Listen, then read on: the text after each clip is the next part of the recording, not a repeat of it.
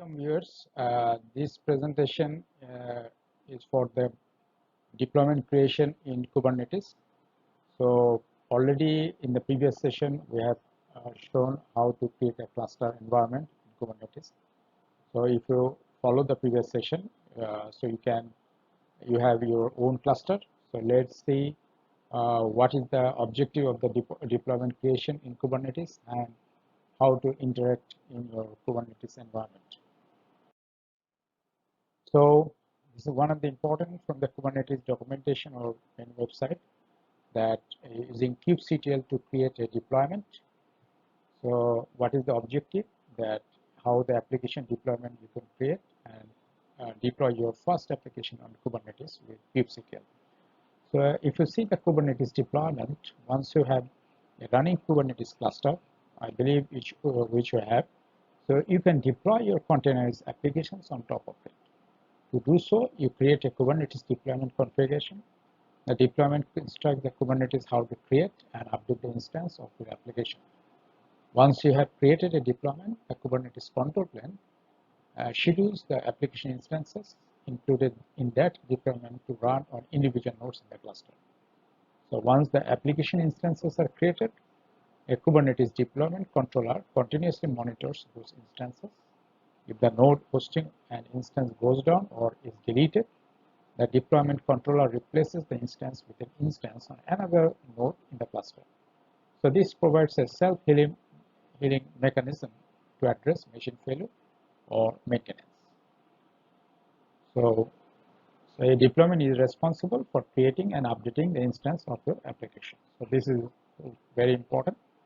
So by creating your application instances to keep them across the nodes, so Kubernetes deployment provides a fundamentally different approach to the application management. So moving to the next slide. So this actually one of the theoretical background. So deploying your first application on Kubernetes. So this is your containerized application, a node, and this is the deployment which are there, and which is in the control plane, and they are node processes. So you can create and manage deployment by using Kubernetes command line interface kubectl. Kubectl uses the Kubernetes API to interact with the cluster. In this session, you will learn how kubectl command needed to create deployment that run your application on a Kubernetes cluster. So when you create a deployment, you will need to specify the container image for the application and number of replicas that you want to run. So you can later change on your deployment configuration if you want so. Moving to the next slide. So this is the interesting part. So which we are going to implement in our cluster. So this is the actually the YAML file for the Kubernetes deployment object, and in the YAML file you see that this is the deployment that runs the Nginx 1.40.2 Docker image. So this is our YAML file, and in the full YAML file you see that this is the API version, this is the deployment implementation, the name of the deployment is Nginx deployment, and if you see the application selector in Nginx and replicas is 2, that means 2 instances will be there in this deployment.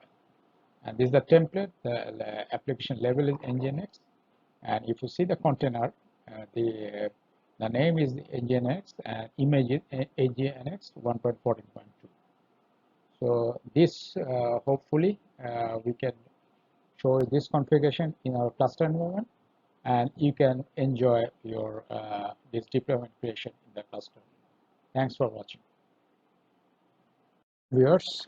So this is our cluster environment. If you log into the cluster, we can check our cluster environment, kubectl.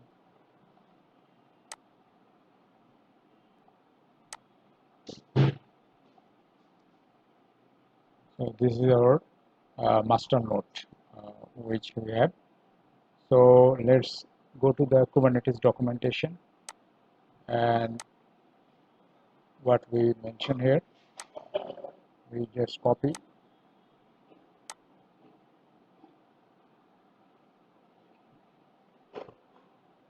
and moving to our cluster environment. So let's make the file deployment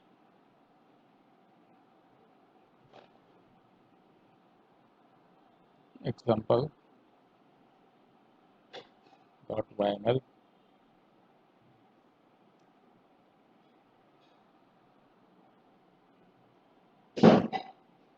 So we copy full deployment here.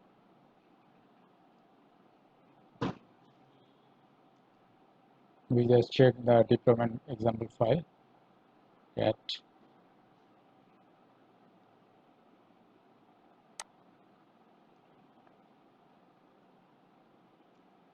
so our YML file is there. So now we will use the command, the kubectl apply minus this deployment file,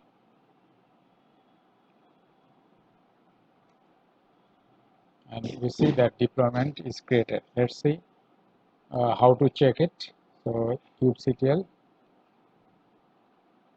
get deployment. We see that our this environment nginx deployment is created, and if you see the here the 2 by 2, that means 2 instances what we mentioned in that example. So 2 pods are created.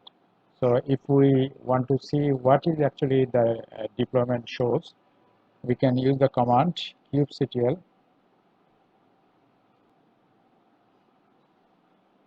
describe deployment nginx, and we see that the deployment is there, and the image is Docker image is nginx 1.14.2, and the events we see that scale up set to nginx deployment to 2. So this is the deployment, and if we see that the pods kubectl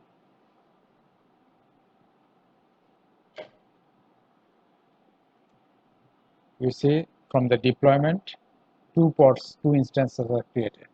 So you see 2 deployments are created.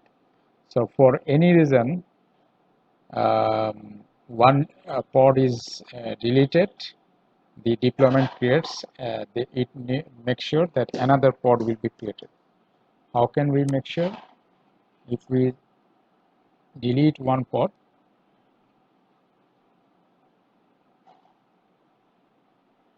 let's say nginx 8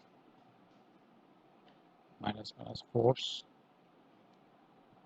we see one force is created. We use the same command to check the pods, how many pods are there.